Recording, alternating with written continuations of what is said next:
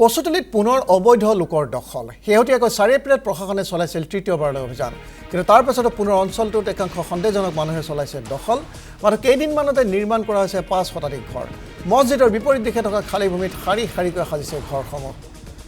সকলো দেখিও প্ৰশাসনে ব্যৱস্থা নলোৱাৰ অভিযোগ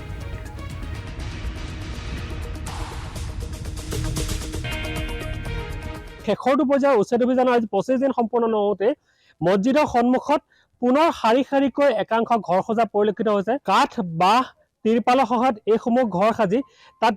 শ মানুহে এতিয়া বসতি কৰা পৰিলক্ষিত হৈছে কাঠফুলাৰ নিচিনাকৈ ঘৰ সজা পৰিলক্ষিত হৈছে বৰ্তমান নিৰ্বাচনৰ সময়ত ষ্টেটাছ কো যি সময়ত মেইনটেইন কৰিবলৈ দিয়া হৈছে সেই সময়তে এই নিৰ্বাচনী আচৰণবিধিৰ সুযোগ গ্ৰহণ কৰি একাংশ সন্দেহযুক্ত লোকে শাৰী শাৰীকৈ ঘৰ সাজি এই ঘৰসমূহৰ সন্মুখত গৰু ছাগলী ম'হ বান্ধি পুনৰ তেওঁলোকে এই চৰকাৰী ভূমিসমূহ বেদখল কৰা পৰিলক্ষিত হৈছে প্ৰশাসনে এই সময়ত যি ভূমিকা গ্ৰহণ কৰিব লাগিছিল সেই ভূমিকা গ্ৰহণ নকৰাৰ বাবে হয়তো একাংশ সন্দেহযুক্ত লোকে এই কচুতলি অঞ্চলত এতিয়া নতুনকৈ বেদখল কৰাত উঠি পৰি লাগিছে